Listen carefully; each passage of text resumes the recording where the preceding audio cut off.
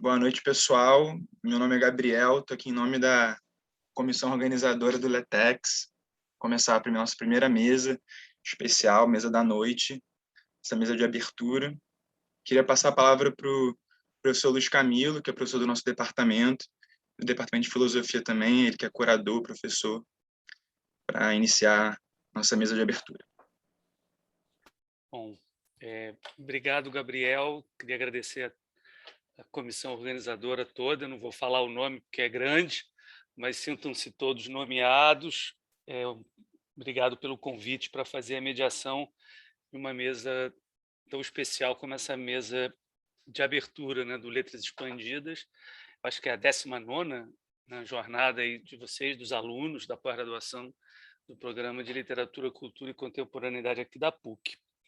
O tema escolhido foi Escritas para Reencantar o Mundo e, de fato, eu acho que essa mesa, com os três convidados, tem muito a dizer sobre essa ideia de reencantar o mundo, né?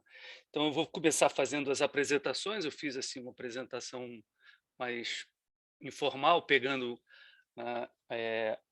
algumas apresentações, né, dos nossos convidados que eu achei, coisas que eu já sabia.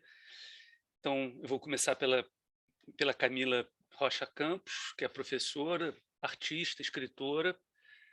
Ela se diz, né, autorrevolucionária, adorei essa denominação.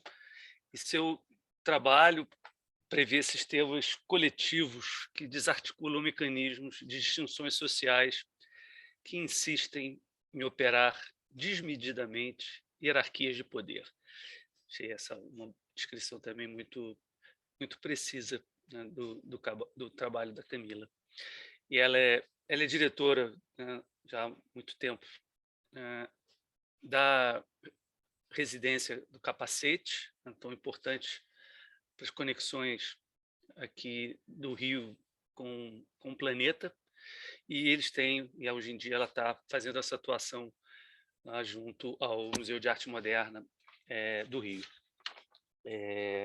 Também, né, a Ana Dante, né, querida amiga, ela é editora, ela é responsável pela notável e resistente, eu diria, editora Dante, que ela há 8 anos realiza um projeto chamado Livro Escola Viva, junto ao povo Runicuim, no Acre, e é idealizadora e coordenadora do Selvagem, que lida com o cruzamento entre conhecimentos científicos, artísticos e tradicionais.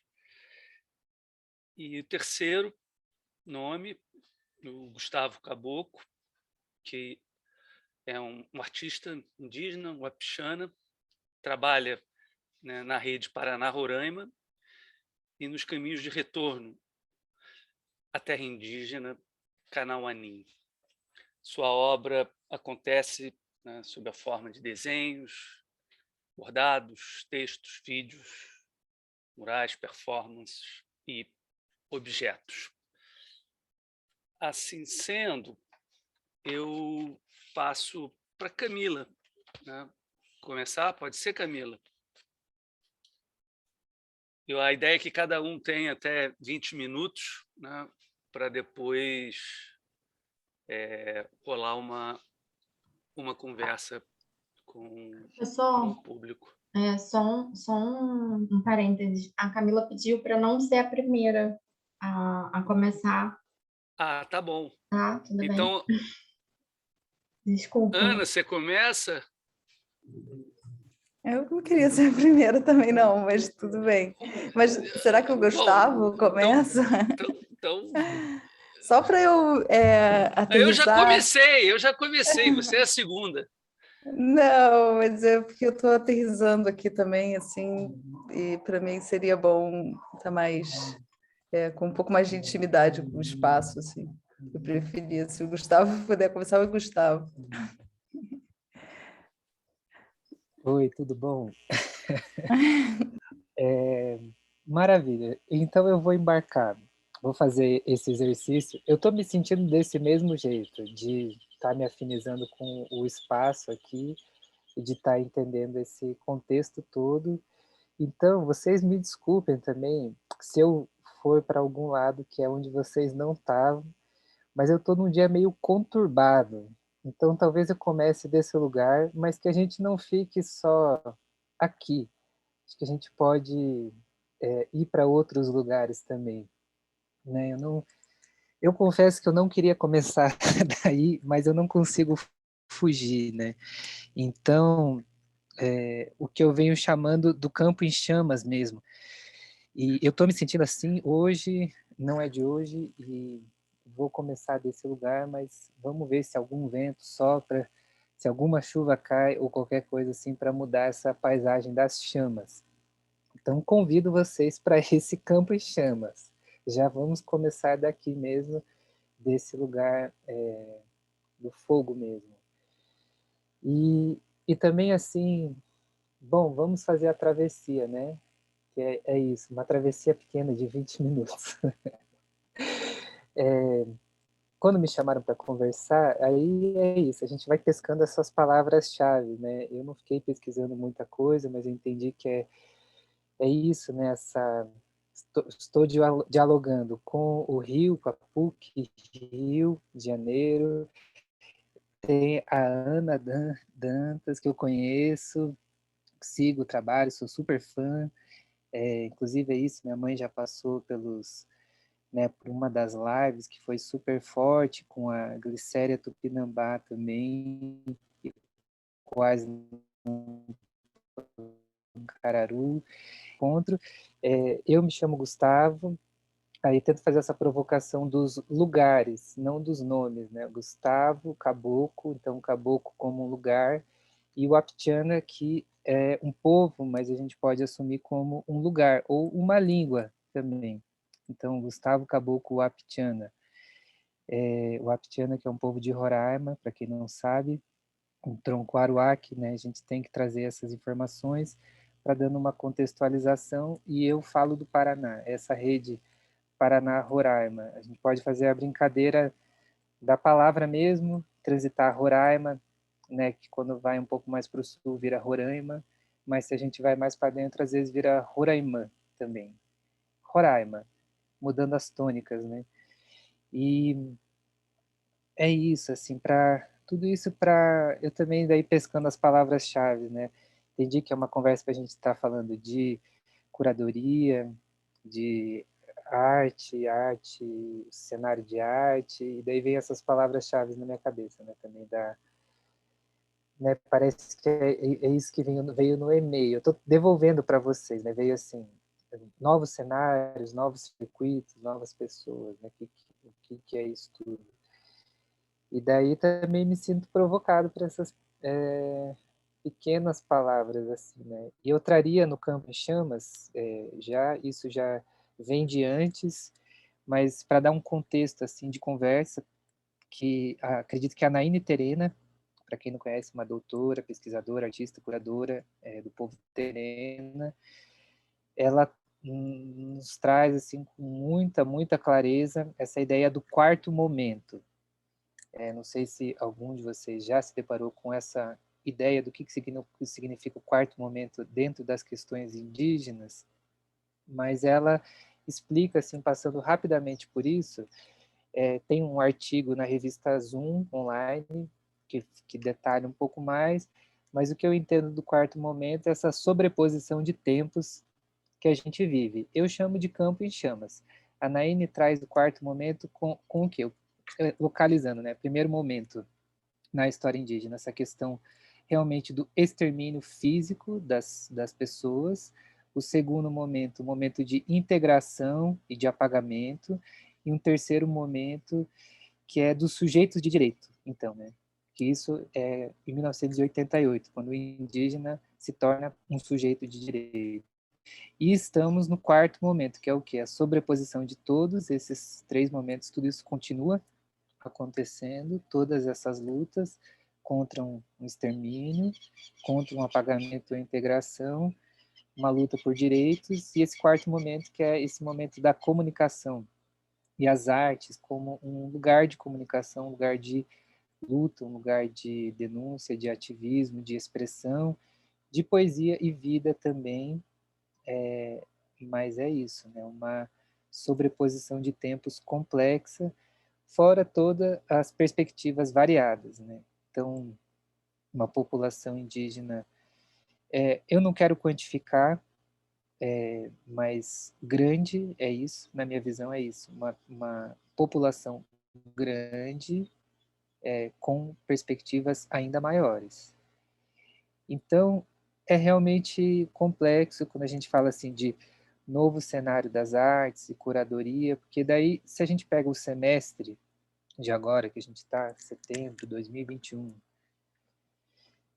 onde está acontecendo uma série de coisas que são, né, a 34ª Bienal, com a presença de pouquíssimos artistas indígenas, mas uma presença ali que é, né, do Sueli Machacali, do povo Machacali, Jaider Isbel, Macuxi, Dayara Tucano, a minha presença com a minha família Wapitiana, o Ira também, e daí a exposição Moquém, Xurari, que vem no Museu de Arte Moderna de São Paulo, com a presença de 34 artistas indígenas de lugares variados, com a curadoria do Jaider Isbel. Ao mesmo tempo que em Brasília está acontecendo a abertura, né, aconteceu essa semana mesmo, né, não faz nenhuma semana, da exposição Essa é a Grande Volta do Manto Tupinambá, com a curadoria da Glicéria Tupinambá. Então, esses são alguns exemplos, assim, só para ilustrar essa variedade grande, mas na minha visão ainda uma presença muito tímida, porque ela precisa, sim, ser expandida, e principalmente nos lugares privilegiados, vamos dizer assim, né? Então, digamos que a cadeira da curadoria, ela nunca, ou ela é pouco preenchida por uma presença indígena, por exemplo, né? Esse lugar de tomadas de decisão, ou lugares executivos, por exemplo, né? Então, o que eu vejo muito acontecendo, isso eu queria trazer, não estou falando que é a questão de nenhum desses citados, mas assim, a gente vê na nossa trajetória isso, às vezes essa ideia de vou até falar assim, de uma marionete indígena, que ela é convidada, ela é chamada para ilustrar todo um campo decolonial e não sei o que mais, e que daí está na universidade, está aqui, está ali, e vira um grande texto poético, sendo que é isso, a gente tem que atravessar essa camada e dar um passo para trás, ou dois, três, ou quatro, como a Naine fala, desse quarto momento, para ter uma visão mais ampla do que está acontecendo afinal, né? Então, eu acredito que isso é complexo. O campo das artes, ele é, sim, um lugar produtivo, possível, um lugar de possibilidade, um lugar que sim, a gente transita, mas é isso, essa consciência antenada, né? Então, até para trazer uma imagem da instalação que a gente fez na Bienal, eu vou compartilhar minha tela. Não sei se eu tenho essa possibilidade aqui, deixa eu ver se eu tenho.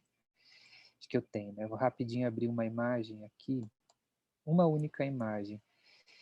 Como a gente está dialogando com o Rio de Janeiro, vocês, e eu trouxe uma imagem da nossa travessia aí no Rio de Janeiro, que é essa imagem aqui, né? Então, esse aqui é o Real, vocês estão vendo, né? Tá, é o Real Gabi. Conhecia, foi a primeira, né, a essa biblioteca, e fui com a minha família, e o projeto que a gente está fazendo, ele se chama, né, Caminhos das Pedras Wapitiana. Na Bienal da travessia que a gente vem fazendo há um bom tempo, a gente consegue localizar não só nesse projeto, né, mas olhar, por exemplo, a história do Cassimiro Cadete, que é uma figura que eu evoco, a gente, de algum modo, celebra, ele já faleceu, mas a gente celebra esse centenário dele este ano, e a gente vai ao Real Gabinete, que é essa biblioteca muito linda, assim, cheia de livros, É impactante, sim, atravessar esse lugar e olhar um pouco desses títulos, mesmo só os títulos, né, das capas e tudo mais. E a gente também está refletindo sobre a nossa memória, né, o que representa a gente estar atravessando um lugar como esse e pensando na nossa história também e tentando olhar esse lugar. Eu ia falar o colar, vou deixar essa palavra atravessar aqui, porque eu nunca acho que são acidentes, né? Esse colar é o que me leva para onde? Os nossos colares mesmo e sementes, o Aptiana, né? Me vem essa imagem porque eu ia dizer justo isso, assim, de a gente atravessou ali, cantou os nossos Parishara, a gente memorou a nossa história e refletiu sobre essa ideia de biblioteca, né? De que sim, uma biblioteca é um livro, um conjunto de livros, ou essa ideia que vem circulando, né, de várias vozes, de que os nossos avós são bibliotecas, né, nossos avós e nossos avós. A gente estava ali na prática, refletindo sobre um deles, que é o Cassimiro Cadete, mas também outros avós, que a gente tem que pensar além dos humanos, né? Então, um dos avós que apareceu nesse dia é o que a gente chama de Cuajaja, que é a cobra grande, e aconteceu que, se você olhar bem o chão do Real Gabinete, ele inteiro é todo simétrico, né? Ele é todo pensado, projetado, tudo encaixado assim, e o chão não é diferente, mas o desenho que está no chão, a gente, sem pensar, foi uma coisa muito da nossa espontaneidade de estar no local, começou que nem aquela brincadeira de criança, de estar andando só nas linhas pretas, assim, e começou a fazer esse exercício de, vamos andar aqui nessas entrelinhas, então, nessas linhas pretas no chão do Real Gabinete. E, e a gente foi gravando essa cena, se encaixando, ou tentando se encaixar nessa paisagem, e quando a gente percebeu também, olhando de cima de um dos andares, esse chão ele era igual o corpo da Cuajaja, né? Esse desenho, esse grafismo da cobra, né? A gente falou, legal, a nossa avó também está aqui no chão do Real Gabinete, vamos andar no corpo dela, né? E fizemos esse exercício e cantamos, enfim, uma travessia possível, digamos, né? E aí, esse caminho das Pedras Waptiana, como eu disse, né, a gente vem fazendo isso há muito tempo. Eu vou colocar essa história nos nossos avós, sim, e para além deles, nos avós deles, que é um jeito de memorar a nossa história, né, a nossa tecnologia de gravar nas pedras mesmo.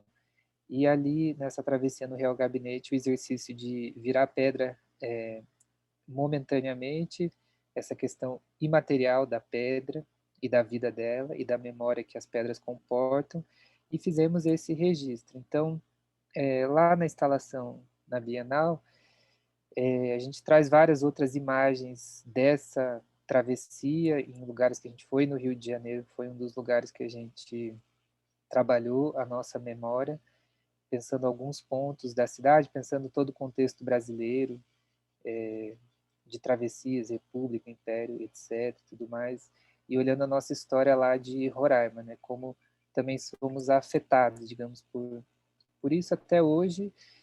E, enfim, eu não sei o que mais que eu poderia trazer, mas eu gostaria de fazer essa reflexão mesmo hoje, se for pensar o cenário artístico, assim, eu acho que a gente não pode se limitar nessa caixa e nem nas figuras que estão ali agora, momentaneamente, porque eu acredito que é isso, são muitas as vozes, as camadas de tempo que se sobrepõem e, e as vozes que precisam ecoar e cantar, né?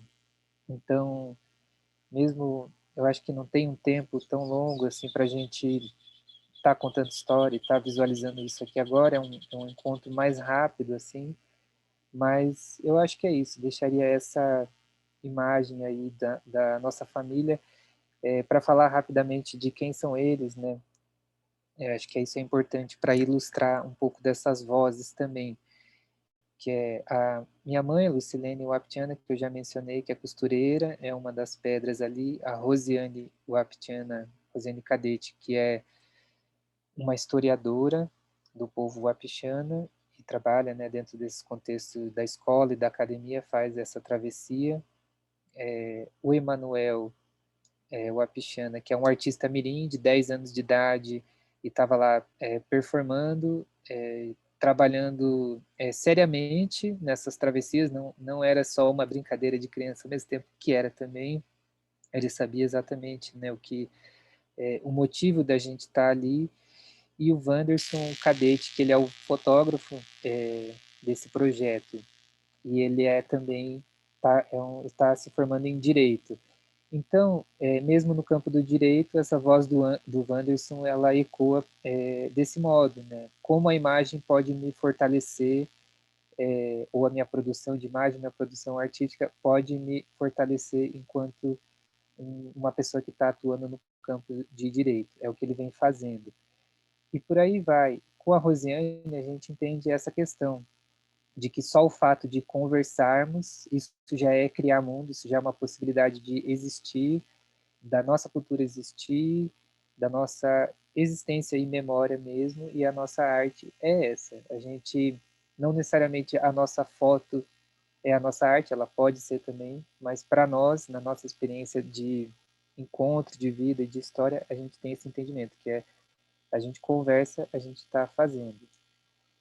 E é isso, poderia dizer um pouco mais de cada um, de cada parte desse projeto, enfim, mas acho que o cenário é esse. Queria trazer a ideia das chamas, porque ela atravessa mesmo, ela pode ser, tem o campo da destruição, porque se pega fogo numa biblioteca dessa, por exemplo, é mais um acervo perdido, né, que nem muitos que aparecem por aí.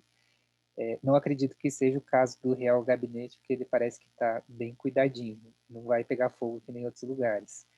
Mas existe o fogo da fogueira também, então, que é um lugar criativo, um lugar de produção, um lugar onde as avós moram também, e que a gente consegue sim atravessar uma fogueira e, enfim, se for para usar uma palavra que está aqui para pescar mais uma, reencantar.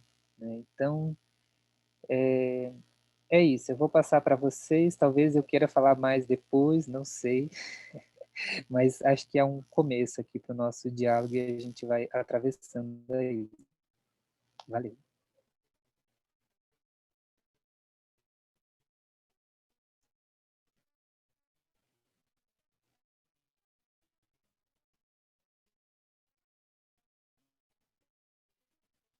Obrigado, Gustavo.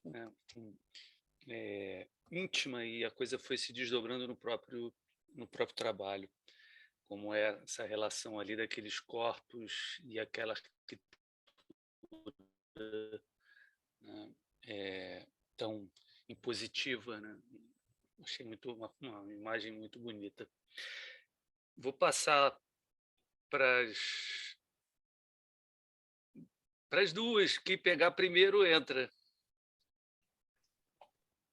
Eu pego, Ana. Eu quero agradecer o Gustavo por ter seguido. Eu cheguei um pouquinho em cima da hora em casa e pedi para a Camila, só para eu também ter esse tempinho agora de respirar, antes de começar a falar. Eu quero compartilhar, preciso ver se vai dar certo. Eu vou ligar uma caixinha de som aqui, e daí eu vou tirar meu fone e vou ver se eu consigo, porque compartilhar som um pouco.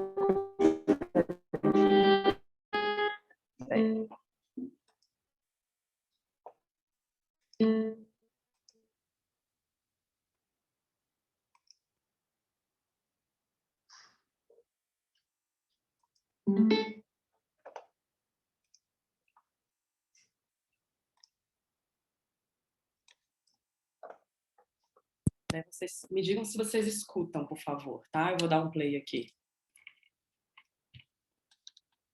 Quando eu era pequena, eu devia ter uns 10, 11. Vocês escutam? Sim. Sim, sim. Tá bom esse volume? Tá sim, tá bom.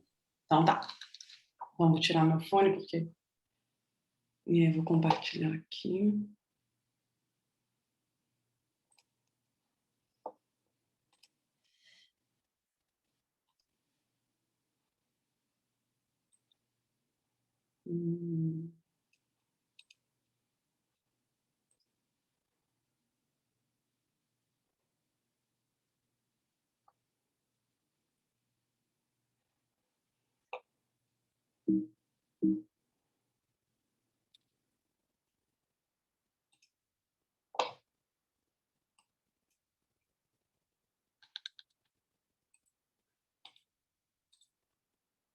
Quando eu era pequena, eu devia ter uns 10, 11 anos, o meu avô me deu o Grande Sertão Veredas para eu ler. Eu já tinha lido Sagarana e tinha sido tranquilo. Mas o Grande Sertão, não. Eu não entendi nada. Acho que na página 8, assim, muito rápido, eu parei. Eu devolvi o livro pro meu avô e disse que eu não podia ler porque eu não tinha entendido, eu não estava entendendo. Ele disse: essa é a nossa língua, a língua que você sabe. Esse livro é para ler em voz alta e se escutar. Ele me disse também que o João Guimarães foi médico da minha bisavó Camila. O meu nome tem 2 L's por causa dela, e eu me chamo Camila por causa dela. Ela e meu avô já tinham um conhecido, faltava eu. Na adolescência, eu descobri que esse livro é importante. Muita gente tinha uma opinião muito inteligente sobre ele. E aí, eu resolvi parar de dizer que eu tinha lido.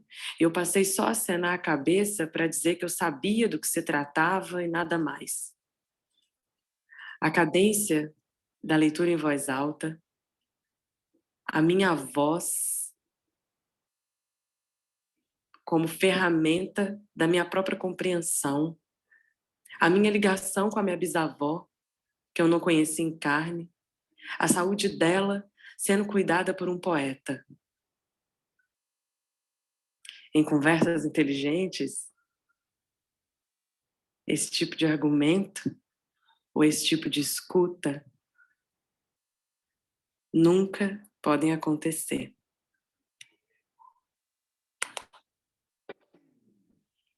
Difícil encontrar uma conversa onde a inteligência seja pautada por essas emoções.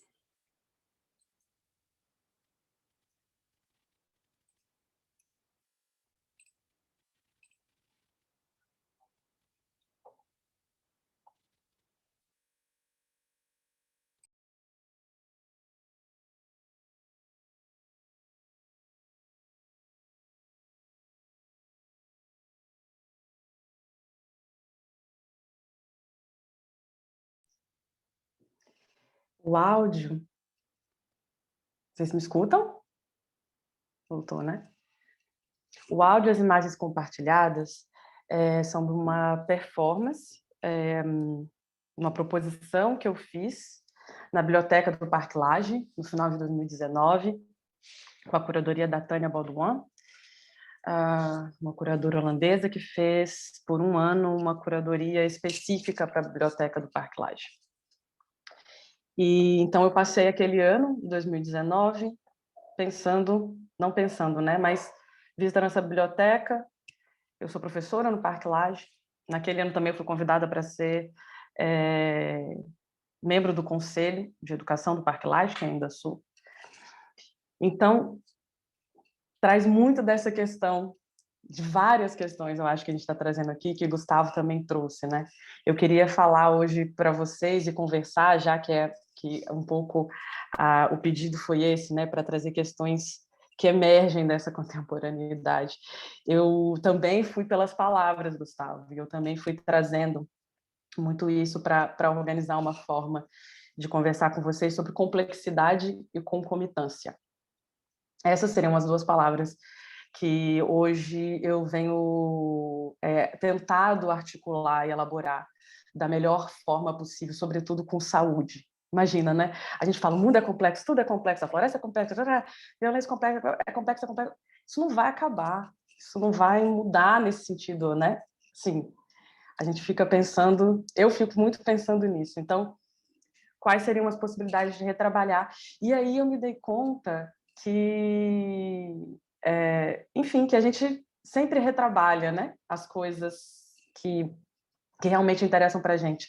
Me dei conta que nessa performance, ao longo de 2019, todo o estudo que eu realizava com relação à biblioteca, tudo que se passou, né, numa história que eu acredito que pode ser compartilhada com muitos de vocês e que a gente passa, né, na busca de sentido, na busca de relações, né, nos rearranjos que a vida vai fazendo com que a gente faça, né? E como que isso visualmente, e como que isso poeticamente, e como que isso enquanto linguagem, ou mesmo enquanto símbolo, pode ser construído de forma coletiva, né? Então, para mim, ser professora do Parque Lage por um ano e passar esse ano visitando uma biblioteca aonde uma artista, né, alguns artistas, e me desculpa agora, eu não anotei o nome deles, eu não quero falar errado, mas uma dupla de artistas antes de mim fizeram um levantamento do que tinha naquela biblioteca, em termos de quantitativos mesmo, né? De autores por gênero, de autores por países, né? Enfim, como que essa biblioteca está sendo organizada, né? E o que significa isso? Isso é um peso muito grande, sobretudo quando você resolve virar professor. Eu não sei se outros professores aqui, não sei, Camilo, se você teve quais foram as suas ansiedades, mas eu me lembro que quando eu fui convidada a ser professora pela primeira vez, que eu fui dar aula na Cândido Mendes, num curso de design de interiores, eu dava aula de história da arte, eu só tinha medo de todos os meus alunos descobrirem que, na verdade, eu não sabia nada. Eu entrava com isso, então eu ensaiava. Eu passei, gente, 2 anos, eu ensaiava a minha aula inteira, assim, toda semana eu passava, era uma aula uma vez por semana, eu ensaiava essa aula, né? E isso, o quanto que isso não é meu, né? O quanto que tudo que me foi ensinado e colocado, enfim, estou contando mais uma história, né? Além da história da minha avó, que tem meu nome, né? Além da história do Guimarães, além da história dessa língua falada, que está escrita ali, mas que eu mesma que falava essa língua, não conseguia entender essa língua, né? E eu precisava do meu avô vir me contar que essa língua é minha sim, que essa história é minha sim. Então, né, entrar de novo na biblioteca e olhar para esses livros desde uma outra relação, e olhar para as linguagens através de uma outra relação, né? E pensar o quanto... E aí eu entro sim com a arte também, né? Porque é isso que a gente também está conversando aqui, o quanto que essas estruturas que ocupamos hoje, que não foram construídas por nós, ainda reverberam no nosso dia a dia, no nosso tempo de agora, né? E aí entro com a concomitância, que eu tenho aprendido um bocado com Geni Nunes, que é uma psicóloga guarani, e que trabalha muito essa relação de tempo, né? Dessa temporalidade, que a gente, ao mesmo tempo... E também trabalho com a Denise Ferreira da Silva, que é uma filósofa, artista, né, também brasileira, que não pensam, mas elas não é só pensar, né? A gente executa já, né? Que também a gente não trabalha com essa relação né, de separar todas as coisas compartimentadas. É isso aí, né? É essa linha temporal, assim, né? Da uma biblioteca, da escola que eu dou aula, com a minha avó voltando, com o meu avô entrando, né, com um poeta sendo médico da minha bisavó. Então, são todas essas forças que a gente, ao mesmo tempo, tem que reconstruir enquanto imagem, né? E fazer com que essa biblioteca, ou qualquer outro tipo de livro, né, que é, sim, sempre travado de uma forma bem ambígua na nossa vida. Eu vejo colegas da minha filha, eu tenho uma filha de 10 anos, eu vejo colegas da minha filha que não leem, têm 10 anos. Então, assim, qual é a relação? A gente sabe de adulto que finge que lê livro, gente. Você já deve ter pegado isso, não é possível. Eu não falo que eu leio se eu não leio. Eu fico... É isso, tenho medo de você pegar mentira, então por isso eu nem minto nisso. Minto em outras coisas, mas nisso eu não minto, não. E aí, qual é essa relação ambígua que a gente cria com conhecimento, né? Porque daí não é só livro, é conhecimento. E qual é uma relação também de poder, né? de inferência sobre determinada estrutura que a gente está conversando e que a gente tem que negociar no dia a dia. Então, vou voltar um pouco na concomitância, vou voltar na Geni, vou voltar na Denise, né? Porque a Denise fala da gente, numa mesma ação, né? A nossa capacidade, sim, de trabalhar uma complexidade no mundo, porque estamos nela, né? Nós somos ela, não estamos, nós somos ela. A gente redecompõe, né? Então a gente compõe ao mesmo tempo que a gente recompõe e ao mesmo tempo que a gente decompõe. A gente precisa destruir coisa para construir coisa nova. Ao mesmo tempo que a gente vive em outras estruturas que não foram feitas por nós, ao mesmo tempo que a gente sonha, sim, né, com o que a gente quer construir, a gente trabalha para isso, né? Então, a gente habita temporalidades que são absolutamente diferentes, absolutamente distintas. A forma como a gente caminha sobre isso é que são formas que, para mim, fazem parte do diálogo que a gente vai ter hoje. Então, gosto muito quando o Gustavo, né, traz a forma de caminhar dele no mundo e a forma dos parentes dele. Né? Eu estou aqui também trazendo a forma dos meus parentes nessa caminhada. E tenho certeza que Ana vai trazer também uma outra leitura sobre isso. Então, pensar, né? Esse conhecimento, entender que a gente pode, que a gente age, né? Entender que a gente age sobre o que é o conhecer, sobre que a gente é capaz de formular imagens que, com imagens, vão também combater imagens. A Rosana Paulino falou isso uma vez, eu achei uma coisa muito pertinente, né? A gente vive num mundo de imagens, então as imagens, elas combatem imagens. E aí nem estou falando de imagem só visual, né? Não tô restringindo o que a gente faz ao olho, né? Pensar mesmo que nas imagens sonoras que chegam para a gente hoje, né? Pensar nas imagens da própria leitura, né? Quando a gente lê, ou quando a gente escuta uma história, quais são essas formas de conhecimento que a gente consegue revalidar, né? E que a gente consegue reconstruir desde das estéticas e das éticas que hoje a gente consegue já dialogar de uma outra forma, consegue negociar de outra forma, né? Consegue se entender pertencente de outra forma.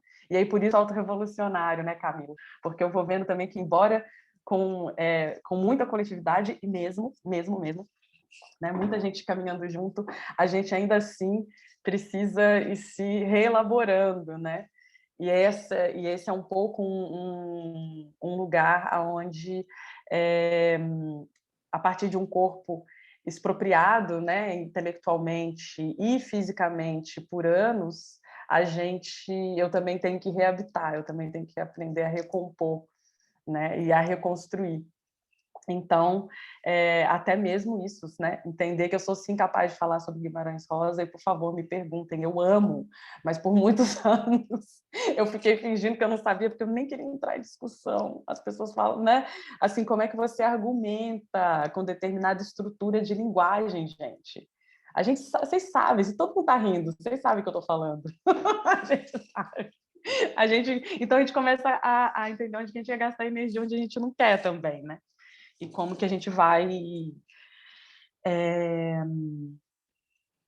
se compreendendo, entendendo o que, né, como é possível pensar dentro, então, desse trabalho, desses trabalhos todos que realizamos com concomitância e complexidade, a gente a gente segue com saúde, né? A gente segue com respiração, a gente segue com calma, e por isso eu sou também grata ao Gustavo por ter iniciado, porque me deu esse tempo de respirar mesmo, para poder tomar uma água, para eu poder chegar aqui e ter aceitado o convite, né? Embora tantas outras coisas a gente também vai aceitando e embarcando Porque é isso, nada vai parar para a gente poder dizer um sim ou para a gente dizer um não, né? Eu acho que a gente vai entendendo essas imagens dessa vida contemporânea a partir também muito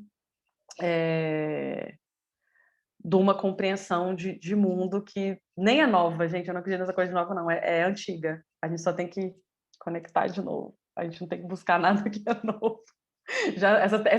Todas essas tecnologias já foram inventadas, elas estão dadas. A gente que está comendo mosca se a gente não pegá-las agora e, né, e usar o que já trouxeram para nós, os presentes que a gente tem. Obrigada. Obrigada a você, Camila. Enfim, teria umas coisas para comentar, mas eu vou deixar para depois. E achei muito bacana essa junção aí do Guimarães, médico da sua avó, né, e da linguagem. Vou passar então para a Ana Dante, agora terceira voz da noite. Aqui tem alguns cachorros latindo. Boa noite. Estava aqui escutando vocês. Para mim, assim, talvez seja mais complexo compartilhar uma fala sobre os trabalhos e serviços que eu ando envolvida há muito tempo, porque eu pouco elaboro sobre o que eu tenho vivido e participado. Acredito que a forma como eu comento isso, ela se dá através do que é produzido, né? Que sejam livros, exposições, conversas, o selvagem, mais do que um pensamento sobre isso. Eu estava até olhando aqui o nome do João Ricardo. Eu acho que o João, ele estava num ciclo que a gente fez na PUC, Setor X, era um laboratório de edição que a Ana Kiefer organizou. E, né, João, eu olhei, seu nome estava bem no meio da tela, assim, eu fiquei achando isso incrível, porque quando, a noite antes de a gente entrar para dar aulas na PUC, era eu, Carlito Azevedo, e o Ramon não, eu esqueci o nome dele, de um fotógrafo argentino, e era essa semana, né, que juntava o Setor X de Manguinhos, da Rocinha e do Alemão com o pessoal da PUC. E na noite anterior eu tive um sonho, que foi mais um pesadelo, que eu estava num beco, numa favela, com os livros, computador, passavam umas motos e pegava o celular e pá, quebrava, pegava o computador, quebrava, pegava os livros das mãos das pessoas e jogava no chão, e eu fui encurralada por esses motoqueiros no sonho, e eles chegaram e falaram: a gente quer entrar, a gente não quer ficar aqui, a gente quer entrar também. E eu me toquei que eu estava indo dar um curso numa universidade, sendo que eu nunca fiz uma universidade, e que eu estava chegando lá, não estava chegando sozinha, estava chegando com Deocleciano, com Giovanni, com uma turma que estava se reunindo para fazer esse laboratório de edição já há 3 anos. E eu estava com zika, com febre, então já estava um pouco alterada a minha consciência, e com o pajé do Abuçã na minha casa, com o pajé Sávio, que tinham vindo da floresta para a gente trabalhar no projeto da exposição Naxubu-Rieuá, que é um projeto que já tem, na verdade, não 8 anos, ele já tem quase 11 anos. Um projeto que começou com um sonho de um pajé, do pajé Agostinho, e esse sonho era de se fazer um livro vivo. E eu fui convidada como técnica de edição, e assim eu me comporto, para colaborar com esse projeto na floresta. Um projeto que começou com o primeiro encontro de pajés entre 23 aldeias, e depois agora já são 36. Ele foi se transformando, né, o projeto ao longo do tempo. Primeiro era o livro vivo, um livro que era a respeito dos cadernos, das anotações e principalmente dos parques de medicina, tratamentos, cantos, e desse projeto nasceu primeiro o livro da cura e depois o livro Escola Viva, já conduzido pelo pajé do Abussan. O pajé Agostinho, que sonhou esse projeto todo, ele fez a passagem logo depois do primeiro encontro. E a gente seguiu com o pajé do Abussan, e quando esse projeto foi convidado para o Itaú Cultural, eu mostrei os desenhos para se tornar uma exposição.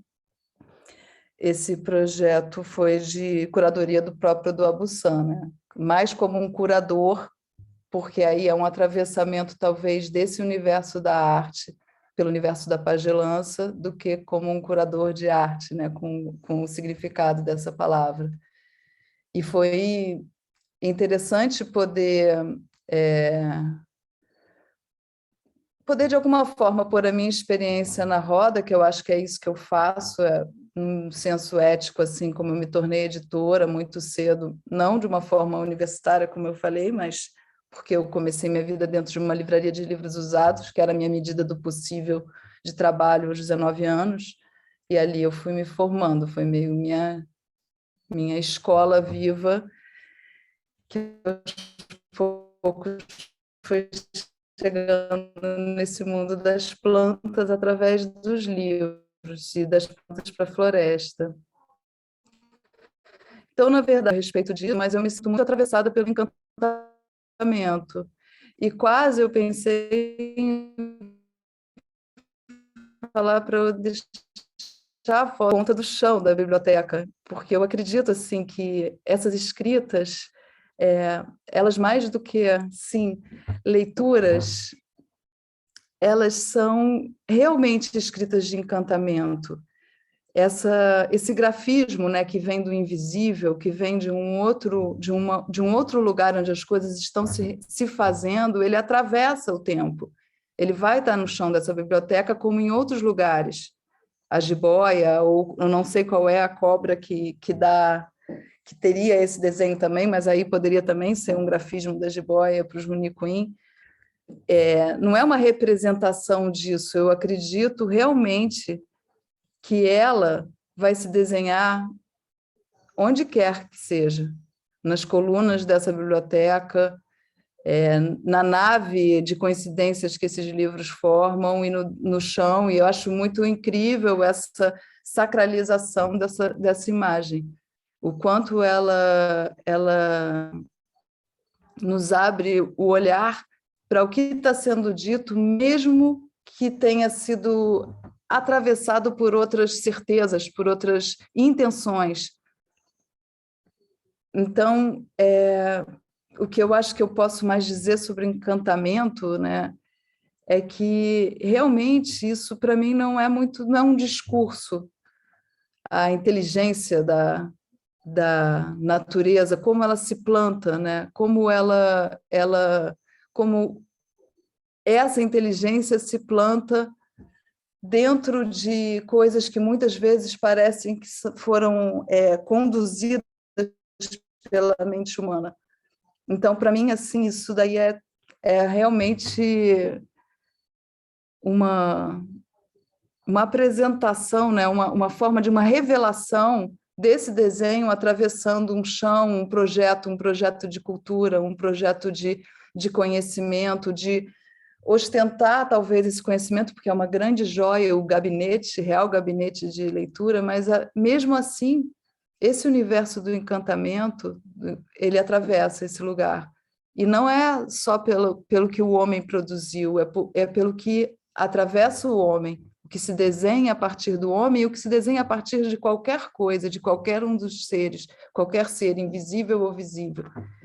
Então, eu acho que existe um grande desenho muito maior do que o desenho, do que a gente, dessa visão realmente mais linear das coisas. Eu me sinto bastante atravessada por esse desenho, acho que eu trabalho muito mais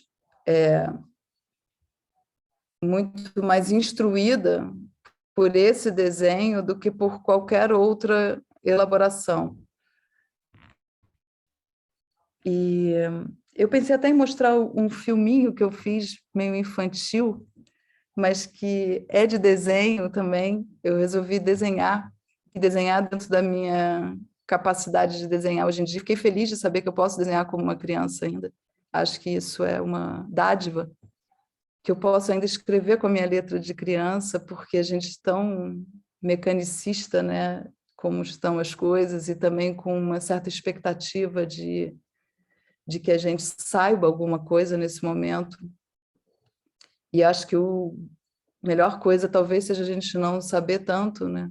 A gente se perguntar mais do que ter respostas. Nesse tempo de chamas, para os Rune Queen, talvez a gente já esteja no quinto tempo,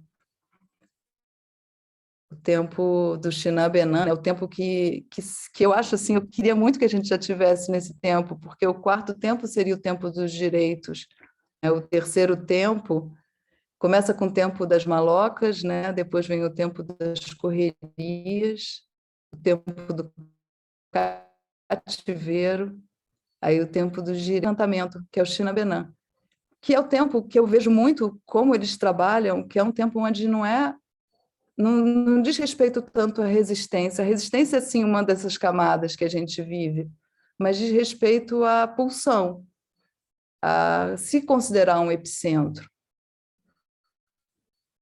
Você é um epicentro mesmo, os Runicuim, os Axaninca, eu estou aqui numa aldeia Guarani, eu tenho certeza que aqui ninguém tem dúvida de que está num epicentro.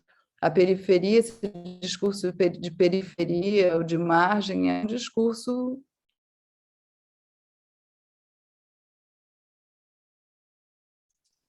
Olha essa pausa dramática! Essa parada foi qualquer coisa.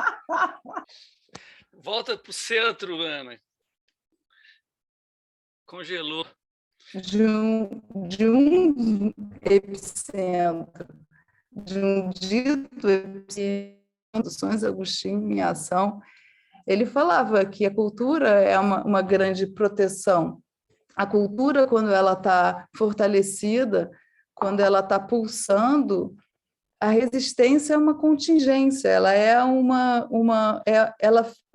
muito contaminada pela opressão, e a gente vive esse momento hoje em dia. Essa camada, eu acredito que da resistência ela é importante, mas ela tem que tomar muito cuidado para ela não ser contaminada pela força que gera a opressão, que é muito tóxica, que é esse tempo em chamas. Então, tudo que eu tenho feito, todo o serviço que eu acho que me vejo muito num serviço mesmo, um serviço para esse mundo do encantado, ele busca fortalecer esse lugar onde o epicentro vai estar pulsando como um coração, e esse coração ele vai encantar, e ele encantando, ele não tem mais fronteiras, ele transforma. Então, Selvagem é isso, o projeto que continua com os Runicuim tem essa instrução, né, que é a instrução também de acreditar na animação, acreditar que a gente tem que desejar ir para a roda, a gente tem que desejar a vida, escolher pela vida. Mesmo que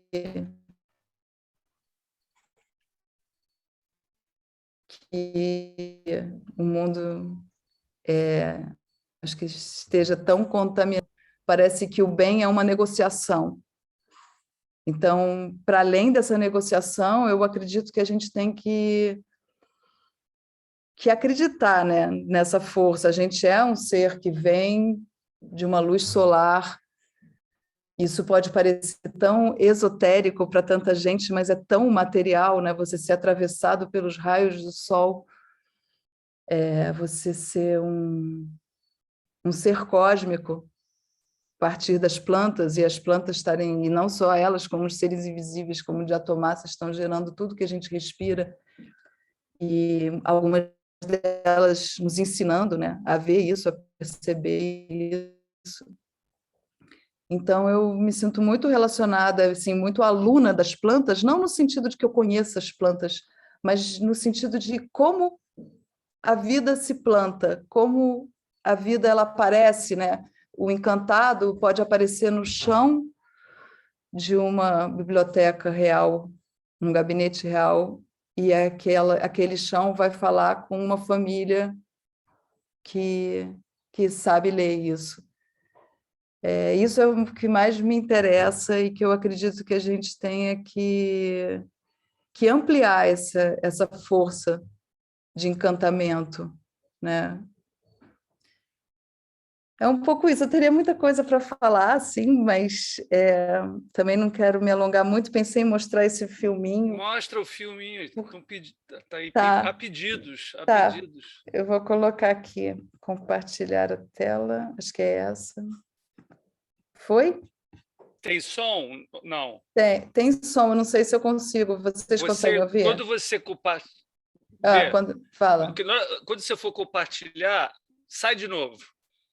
Espera aí. Interromper. Compartilha um minuto. Quando você for compartilhar, vai aparecer em uma caixinha à esquerda, embaixo, que é para você botar o som. Você clica nela, que entra o som, aí você compartilha. Compartilhar som. Eu vi. Ótimo. Eu nunca tinha prestado atenção nisso. Isso. Então... Viu? Logo você que estava perdido, está me ensinando aqui. Que maravilha. Vou lá, então. Vou mostrar. Eu sigo perdido, mas isso eu sei. Então, vamos lá. E aqui, para compartilhar o áudio... Espera aí, eu acho que eu tenho que dar uma autorização no meu computador.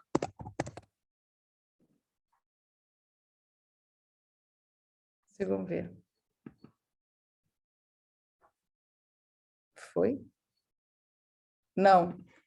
Vocês estão ouvindo? Não, tá sem som. Tá sem som. Às vezes você tira o fone. Sim, é verdade. Então, vamos lá. Não. Elisa, me ajuda? Eu estou pedindo aqui ajuda para a universitária. O mesmo que o sistema alto-falante MacBook.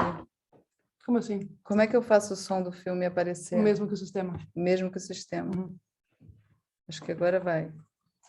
Não, também não. Não? Particular. Foi. De uma perspectiva. Acho que foi agora. Foi? Quando a muda Foi. Sim. Chamado para criarmos vídeos livremente, vi uma motivação para contar uma história particular, de uma perspectiva particular.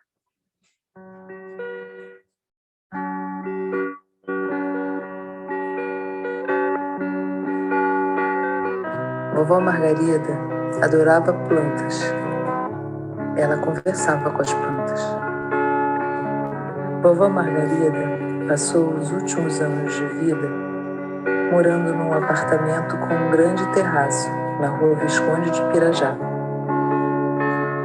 Era um lindo jardim sobre uma livraria ou sobre um lugar que um dia seria uma livraria.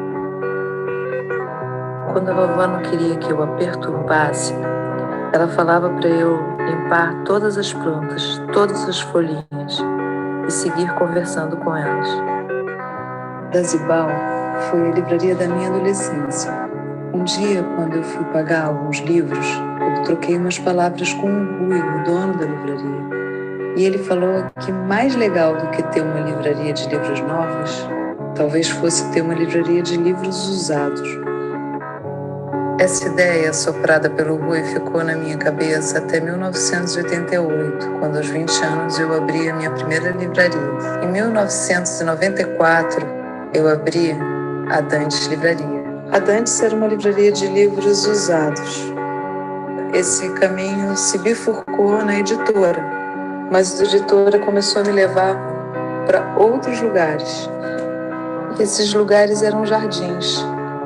Agora eram jardins viajantes. Os jardins medicinais do século XVI e XVII. Os jardins de aclimatação, resultado das viagens filosóficas. Os jardins botânicos com as coleções como museus, só que de plantas vivas. Os jardins sinuosos, que são aqueles jardins que acontecem nas cidades, quando elas se separam do campo, da natureza, de uma vida rural. E também os jardins de arte, que já são jardins do Burle Marx, os jardins elaborados, os jardins que desenham no próprio espaço.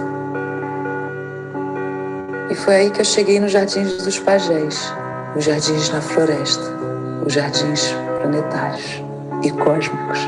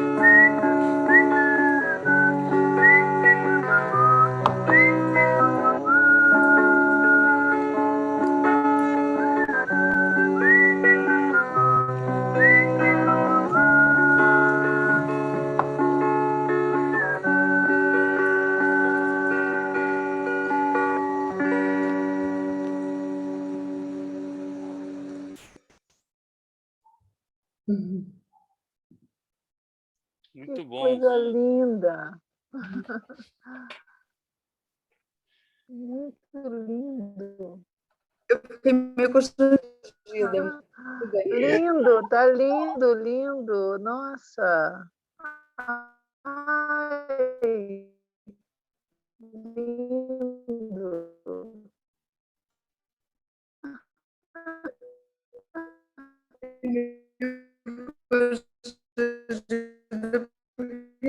Realmente é um pouco 53 anos.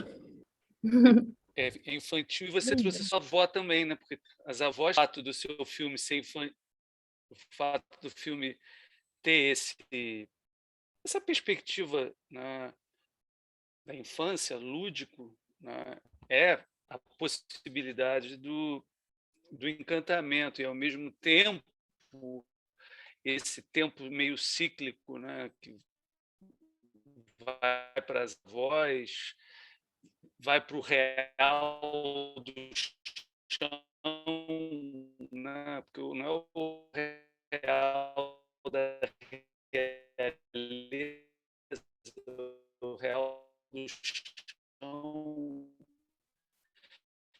Isso, e ao mesmo tempo precisando daqueles corpos para se enxamearem, de um literal, claro, né? E eu acho que todos vocês três, essa relação da palavra com a cura, acho que o Guimarães foi legal, né? E a maneira como apareceu a biblioteca ali, né?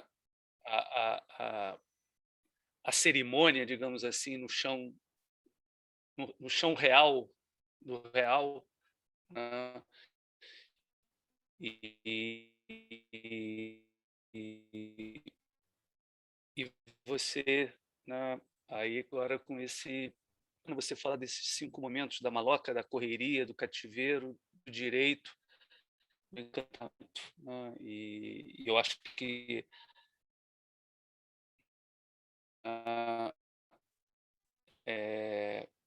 no encantamento vai ter, né, tudo ao mesmo tempo, né? Senão não dá, né? E então acho que a gente pode. Queria saber se o Gustavo e a Camila e a Ana querem complementar,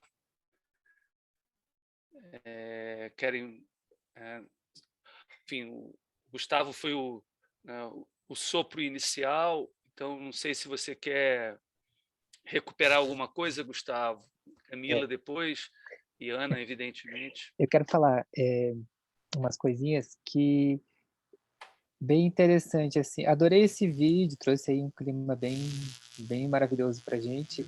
E o que eu queria falar dele, além de toda a beleza do desenho mesmo,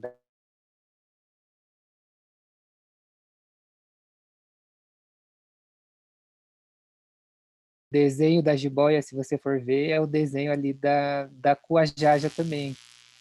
A roupa do pajé, ela tá com o mesmo desenho do Real Gabinete ali, se você for ver o desenho tanto da jiboia, o corpinho da jiboia tá bem com esse mesmo desenho. Então, só pelo menos eu vi ali. E adorei ver.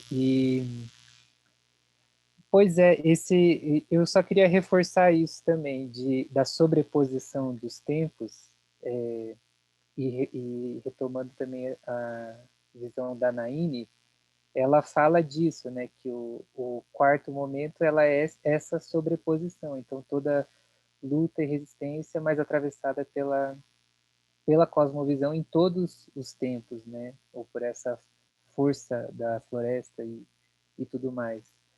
Então, eu acredito sim, né, eu estou nesse mesmo lugar, eu fico muito contente que a conversa se desenrola para esse lado e me vejo a serviço disso também. E para trazer uma perspectiva das chamas rapidamente, é isso, na nossa história waptiana, nós nascemos em algum momento num contexto de fogo também, e não só um fogo de destruição, era realmente um campo em chamas, um momento que acontece, né, a corte da grande árvore, que é o Monte Roraima, a gente chama de Tamorumu também. Então, o contexto que Macunaíman, ou Duide, como a gente chama, corta a árvore, é um contexto de campo em chamas. E não era porque era um mundo em destruição, era um mundo em chamas. Então, existe esse contexto, sim, né? A gente tem que olhar essa dualidade da floresta pegando fogo e a infelicidade que pode ser esses livros vivos pegando fogo, né? Mas essa perspectiva de que, sim, esses seres estão aí segurando o céu, né? Como diz aí um dos mestres, né? Enfim, se a gente tiver, eu fiquei com um desejo também. Eu não sei se a gente vai ter tempo, pode ser numa outra ocasião. Eu tenho mais um registro da biblioteca. Se vocês se animarem em ver, eu não publiquei isso em nenhum lugar, mas eu mostraria um registro em vídeo. Tem 5 minutos. Se for o caso, a gente vê, se não, fica para uma outra, mas está aqui. Eu acho que pode E mostrar. O que você acha, Gabriel? aí Manda vocês ver. entram mais nessa imagem também. Tá bom, então vamos lá. Eu vou ver se eu consigo fazer essa coisa de compartilhar com o som também. Deixa eu ver.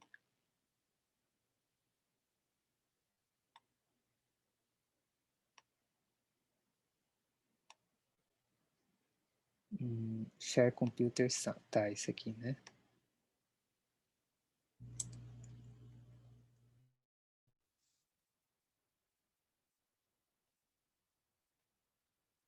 Estão vendo o vídeo? Tá na tela. O som tá também?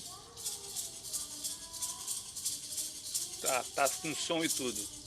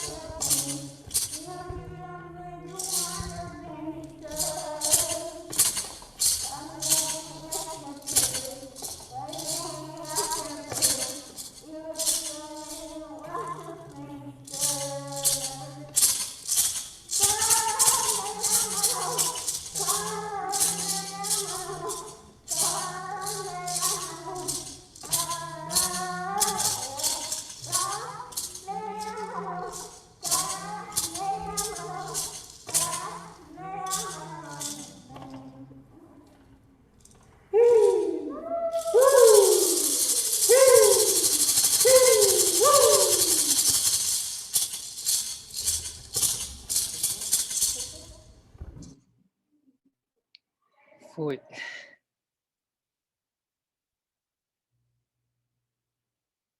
Muito bom. Que bom que você mostrou.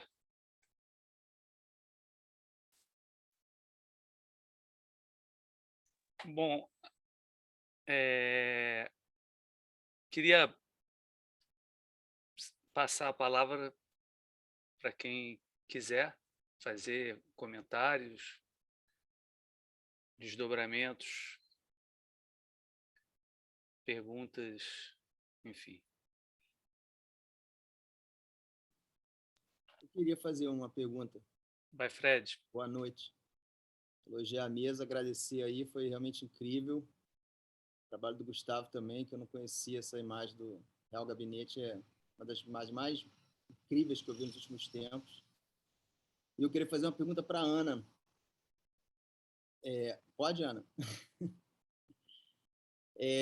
Não, porque uma das coisas que eu acho, do ponto de vista onde eu posso falar, né, também nesse assunto, é a relação que você sempre faz entre, né, todos os pensamentos indígenas que você trabalha, todas as populações que você já conhece, todos os conhecimentos que você vem trazendo, e filósofos, né, pensadores, cientistas, pessoas que estão pensando assuntos convergentes e que você consegue, né, fruto do trabalho do seu Vaz, da sua editora e da sua cabeça também, né, pelo que você falou, colocar em conversa, e as conversas que saem daí são sempre surpreendentes, né? Às vezes a gente vê coisas em comum que nem se imagina, né? Como você falou sobre a questão, né, do sol, de que nós somos realmente, né, algo ligado a esse tipo de composição, isso também está ligado a outros pensamentos da natureza, etc. Queria que você falasse um pouco como é que você enxerga essa experiência que você faz, que hoje em dia às vezes é tão difícil, né, de colocar pensamentos em conversa, né? Enfim, é isso. Obrigado aí pela mesa e por tudo. Então, realmente acho que, assim, eu vejo muita correspondência. Eu não sei se vocês vão me ver, eu tô com... Toda hora aparece um recado em internet instável, mas está rolando? Eu acho, atualmente, assim, a experiência de escrever para fazer as flechas tem sido um momento de associação, né? Quase uma livre associação, é como sonhar acordada. E dormindo também, mas começam a ter essas correspondências entre leituras, imagens de artistas, aprendizados, ensinamentos, e aí a gente consegue talvez associar a mitocôndria à canoa da transformação, né, o DNA, a serpente cósmica, que é esse livro também que a gente publicou e que foi super importante como uma conversa, né, muito sincera do Jeremy Narby com um conhecimento tradicional dos Axaninca do Peru, e foi um livro que inspirou muito, assim, inspira muito o Ailton nesse projeto do Selvagem, e também porque eu não posso negar que eu, né, sou uma pessoa que nasci no Rio de Janeiro, que vivi uma série de experiências e convivi com uma quantidade absurda de informações atravessando, né, a minha cabeça, e em algum momento realmente eu fui trabalhar profundamente com os pajés Runicuim. Não é uma experiência assim, eu não fui fazer um livro meu, né? Isso eu acho que é super importante sempre lembrar. Eu fui como editora para um convite que de alguma forma se mostrou um convite com uma certa urgência, porque o pajé realmente fez a passagem, ele vinha desde 88 sonhando em fazer isso, de fazer um livro para abrir o próprio conhecimento Runicuim, para falar desse encantamento Runicuim, colocar numa roda, num planeta doente, na roda um tipo de cura que considera profundamente o mundo invisível como um fator, né? Então, eu acho que realmente, dentro disso, obviamente que passam a ter mergulhos profundos, dietas, né, que são momentos onde você... seu corpo, né, passa a ser atravessado por outra linguagem.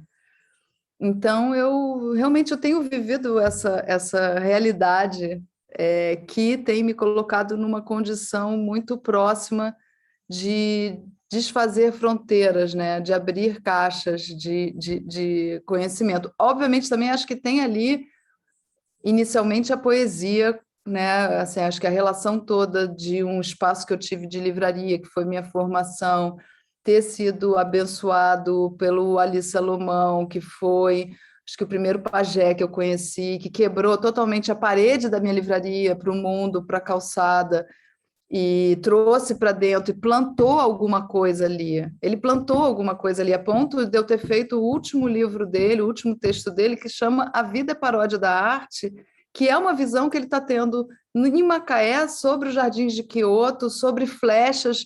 Há pouco tempo eu li esse poema e fiquei pensando, caramba, como ele macumbou minha vida, sabe? De alguma forma, assim, ele mandou uma parada que eu me vejo dando continuidade por afeto. Eu fui afetada por essa linguagem, por esses atravessamentos. Também, talvez, o fato de eu não ter conseguido, o Carlitos Azevedo sempre falava isso, cara, você não constituiu uma espinha dorsal acadêmica, porque eu tive um problema assim, de largar a faculdade muito rápido. Eu fazia 6 meses, largava, eu fiquei grávida com 19 anos, tipo, as coisas foram sempre aparecendo, a vida sempre acontecia de falar, você vai ter que fazer alguma coisa que é mais prioridade nesse momento. E por mais que eu tenha convivido com o mundo dos livros, ele foi muito solto, ele foi quase uma livraria de ocasião, né? Ele veio, e aí a minha leitura, que amarrou as coisas, foi pela ocasião que eles chegavam, e eu fui percebendo que quando abre uma informação,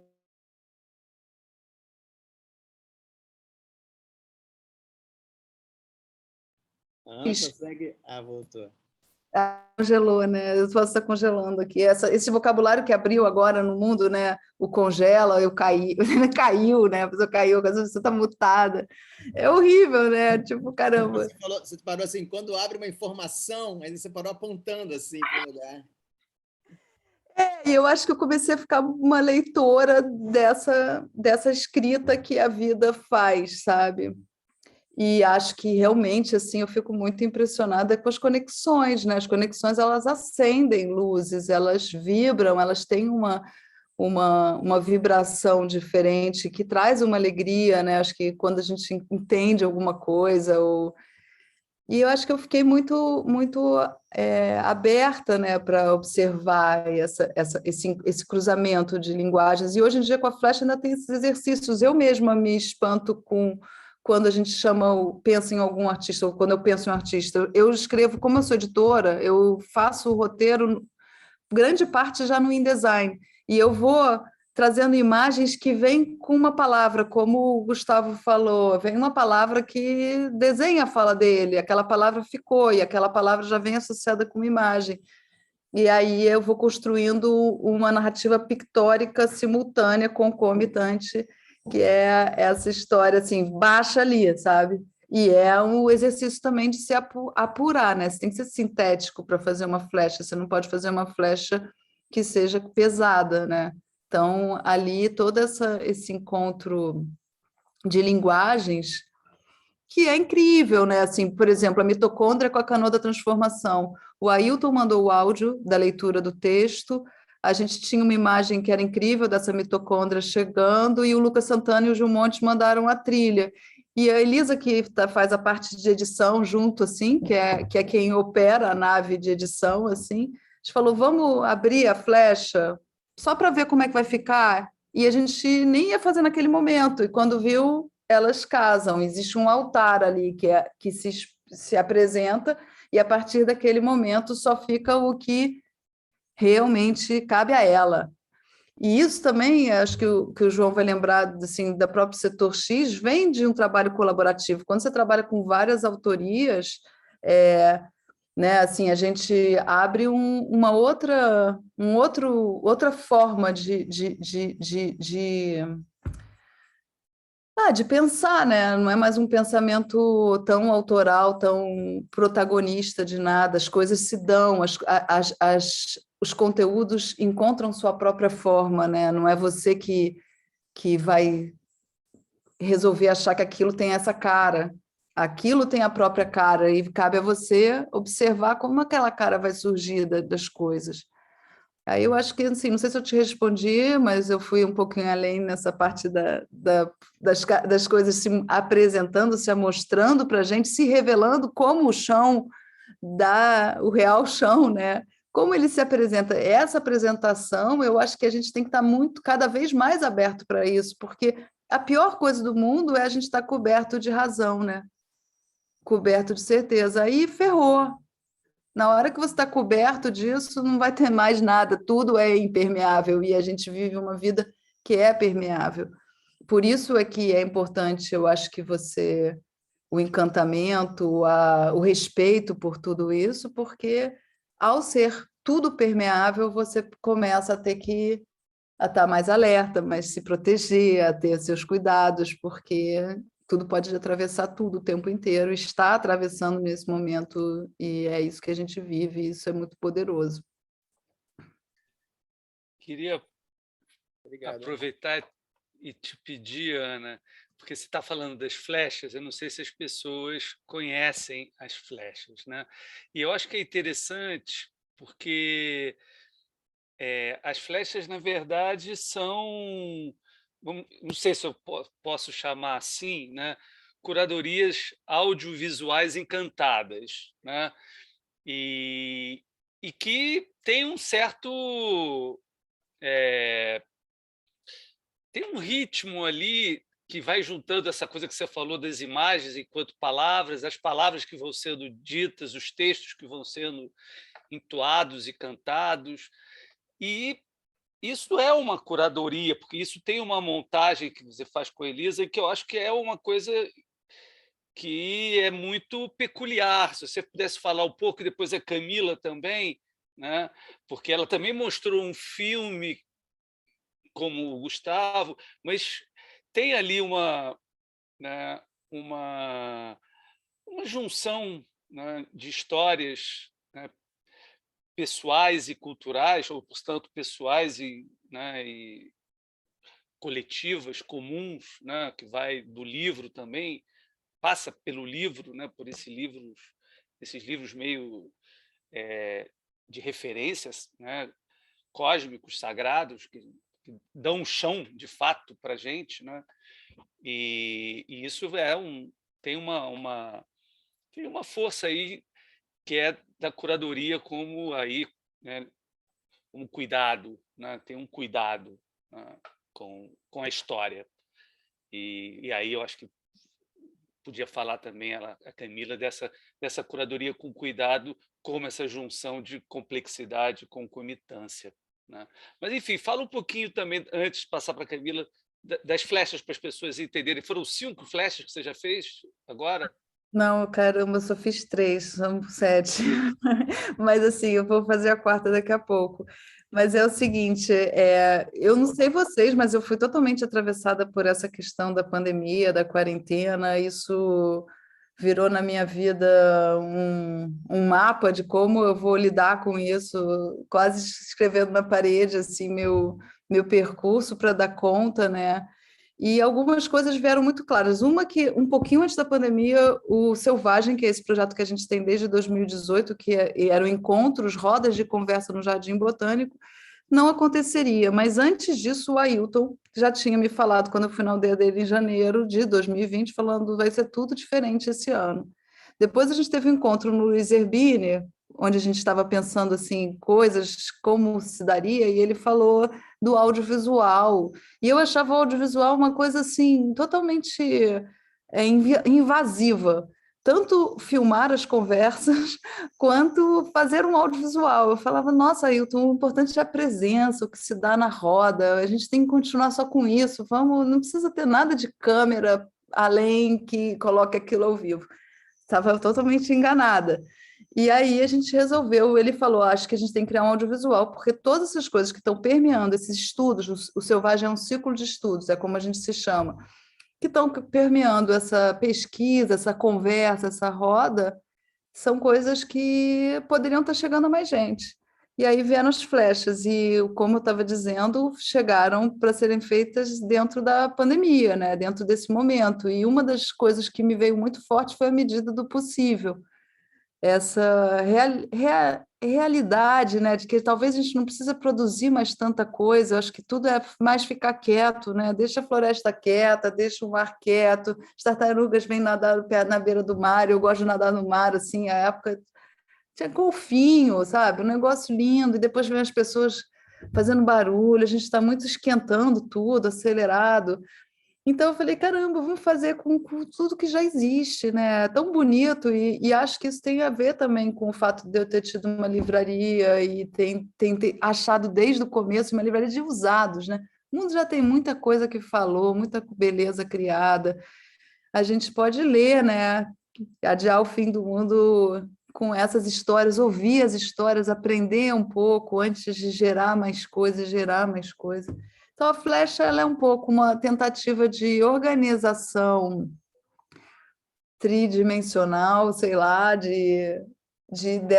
dessas narrativas, conciliando o que acontecia numa roda de conversas, né, que vai falar um astrofísico com um pajé, e aquilo ali vai ter aquele encontro permeado de música, sempre teve música para abrir esses canais sensoriais. E então é tudo imagem compostada, e isso é lindo porque passou a ter uma grande articulação de instituições que cederam, tipo o Olafur falar, pode usar o que quiser, sabe? Vários museus e tal, e arquivos, aí vai ter Glauber, enfim, cada Flecha vem essa associação livre, né? Livre nem tanto, mas eu acho que é como ela se escreve. Então, elas são produções audiovisuais de mais ou menos 10, 15 minutos, com imagens de arquivo, novo só a trilha sonora que foi feita pelo Lucas Santana e pelo Gil Monte como cerimônias, são 14 cerimônias que a gente utiliza como base fio condutor, e são esses textos que vêm dessa grande costura e são narrados pelo Ailton, esses textos. Essa pesquisa de imagem tem essa articulação de autorizações, né? É tudo gratuito, é tudo um presente, é um grande, talvez seja uma grande oferenda nossa. Isso é o que mais me emociona quando a gente lança uma Flecha, ver que ela saiu de graça, que ela está no mundo, sendo vista, e agora é muito bonito ver o que acontece. Essa parte também de desmonetização de tudo, é interessante de fazer, e esse presente, assim, as pessoas falam muito que sentiram que receberam um presente, e a animação também a gente encomendou de uma menina muito legal, e que são momentos mais sintéticos, que acontecem tanto na abertura, e principalmente no encerramento de cada flecha. E é isso, as flechas estão no YouTube, no canal do Selvagem, tem a flecha 1 é a serpente e a canoa, a flecha 2 é o sol e a flor, e a flecha 3, que lançou essa semana passada, é metamorfose. A flecha 4 vai ser sobre as plantas professoras, a flecha 5 vai ser sobre os seres invisíveis, a flecha 6 vai ser sobre os regenerantes de Gaia. E aí, gente, só ia fazer 6, mas eu entendi que a gente não pode lançar 6 flechas sem lançar a 7ª. E a flecha 7ª, a gente não sabe se é uma flecha sobre o silêncio. Uai! Uai mesmo. A Elisa está aqui, a gente está na aldeia Rio Silveira, com o Carlos Papai e a Cris Taquá, a gente está trabalhando com eles aqui, a gente tem vários projetos que se casam. E a gente está aqui gravando, editando, escrevendo, desenhando. Que bom. Obrigado, Ana. Camila, você quer falar um pouquinho? Eu me perdi na pergunta um pouco. Eu só anotei curadoria e cuidado, Camila. E essa coisa do filme, né? Eu fiquei indo atrás da... Tem essa coisa da Ana. Né? Enfim, você fez um audiovisual, na verdade, né? Muito pessoal ali, né? E como é que você vê isso como esse trabalho de que junta escolhas narrativas, objetos específicos, né? E tudo isso gera um produto, né? Que é isso, uma exposição, né? Você se coloca ali, se expõe, né? É, é, eu fiquei pensando quando o Gustavo trouxe a palavra fogo, né? Que ele fala do campo em chamas, tempo de fogo, né?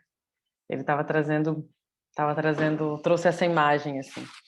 E quando eu estava realizando a pesquisa para fazer esse trabalho, que foi um trabalho com mais pessoas, né? Eu trouxe só uma fala, uma performance que tem 20 minutos. Então, esse sim é um depoimento muito pessoal, mas tem outros que são atravessados por outros momentos no que diz respeito à relação de conhecimento.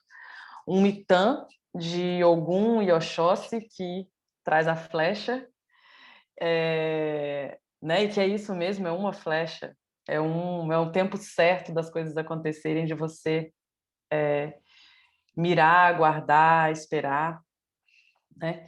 Então tem outros, só para trazer isso, Camilo, e para todo mundo, essa foi uma escolha de uma apresentação aqui, mas essa imagem ela se expande, né? Ela se expande no espaço, ela passa para todos esses outros livros, como um entendimento, né, de que a transformação é possível, né? De que a transformação dentro desse lugar é possível.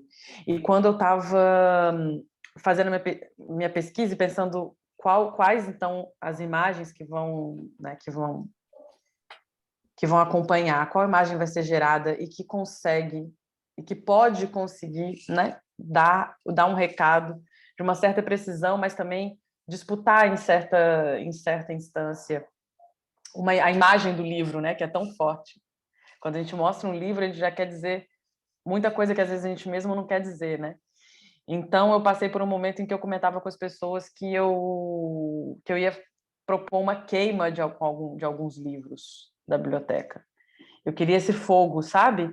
Mas aí eu comecei a perceber que no imaginário das pessoas, sei lá, gente, 97% das pessoas, quando você fala em queimar livro, você tem um outro tipo, abre um caminho para um outro imaginário, né, que estava muito distante daquele imaginário de transformação, né?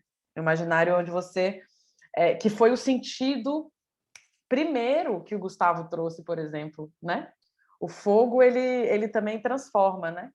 O fogo ele não é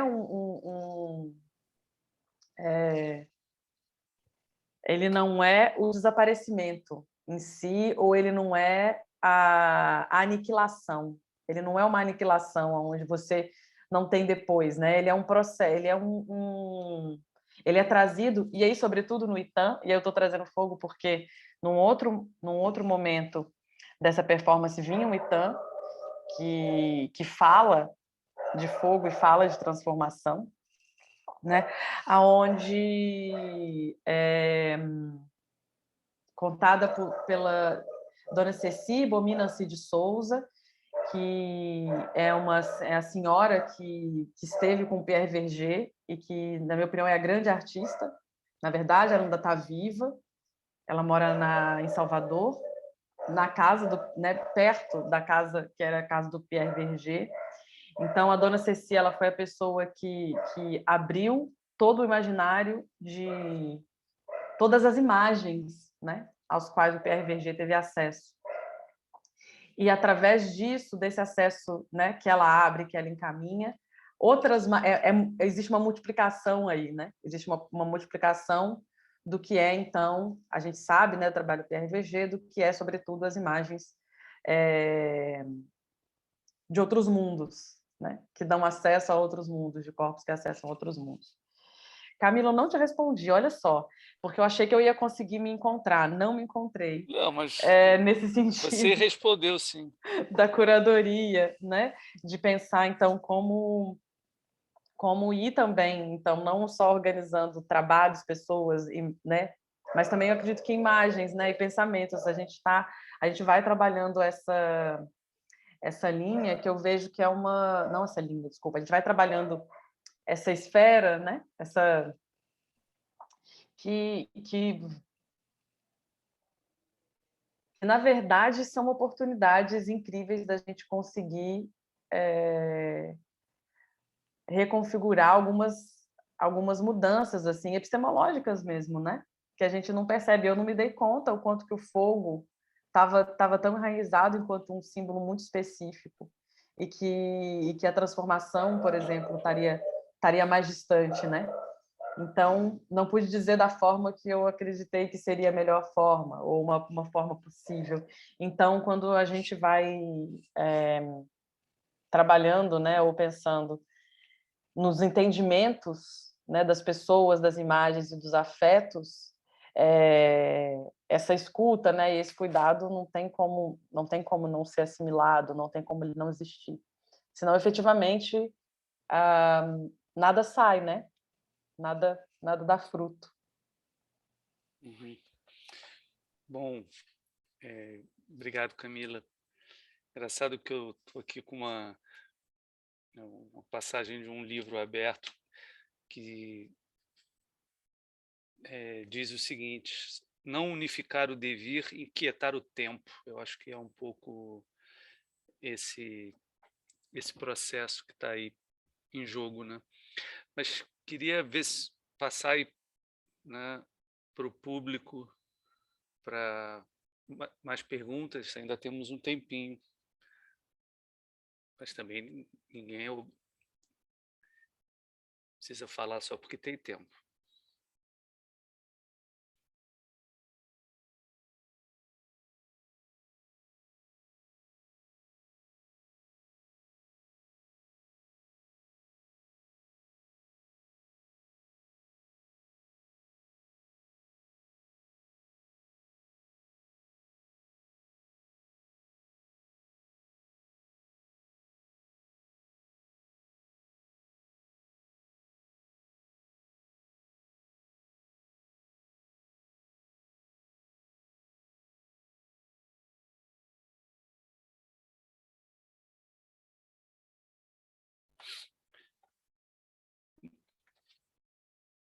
Bom, silêncio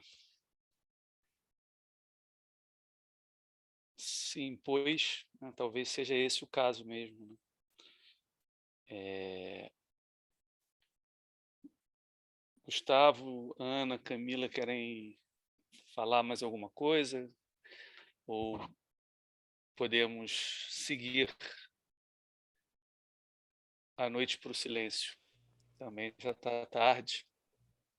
Da minha parte, eu só queria deixar um agradecimento bem grande, acho que foi muito lindo, reverberei várias palavras aqui, fico contente mesmo de ter participado e estado esses poucos minutos com vocês, mas foi maravilhoso, e é isso, eu vou tentar acompanhar as outras programações também, e vamos falando. Estou acompanhando as flechas, você com essa palavra da autorrevolução aí, achei bem legal, e maravilha, agradecimentos gerais mesmo. E reverberando o silêncio também, que é muito bom, sempre esclarecedor também. Então, queria agradecer muito ao Gustavo, a Camila, a Ana, a todos vocês que assistiram, e tem uma longa programação, né, ao longo da semana, então vamos descansar. Gabriel, quer falar? Queria agradecer a todo mundo também que veio, o pessoal da mesa, Ana, Camila, Gustavo, a você, Camilo, por ter aceitado mediar. Queria lembrar que toda a nossa identidade visual foi feita em parceria com o Gustavo, foi o artista que a gente escolheu há meses atrás, quando a gente começou a pensar a semana. Então, um agradecimento aqui público de toda a comissão organizadora, você ter cedido as imagens, ajudado a gente a pensar na identidade visual. Queria lembrar algumas coisas que vão acontecer amanhã e essa semana. A mesa de amanhã, que é a terceira mesa, começa às 2h45, depois tem uma às 4h e depois a última às 5h15. Lembrar que quarta-feira, na parte da noite, a partir das 6h, vai ter uma mesa especial do LETEX de 10 anos.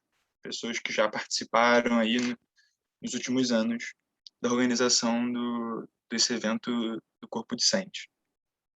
E também lembrar que sexta-feira tem nossa mesa de encerramento às 6 horas, com a Teresa Cristina e com o Luiz Antônio Simos. Bom, é isso, gente. Queria agradecer imensamente a todos. E é isso, até o resto da semana. Até amanhã. Valeu, gente. Boa noite. Beijos. Obrigada. Muito obrigada. Tchau, Gustavo, tchau. obrigada. Camila, Ana, Luiz Camilo, obrigada. Valeu, Camila. Tchau. Fred, obrigada pela presença aqui. A Helena também, a professora Helena estava aí, mas já saiu. Karen chegou agora aí. Vem entrando agora. Vai rolar fofoca após mesa? Tchau, gente. Tchau, tchau, Camila. Obrigada. Obrigadão, viu? Obrigada. Amanhã você vai estar em todas também, Camila? Ou não? Vou, né? Também estarei lá, firme e forte. Gente, Também estarei, gente, né? Não sei se não sei se à noite eu consigo, mas eu tento. Estamos aí todas. Ai, mas foi lindo demais, né? Nossa. É isso. Ai, peraí.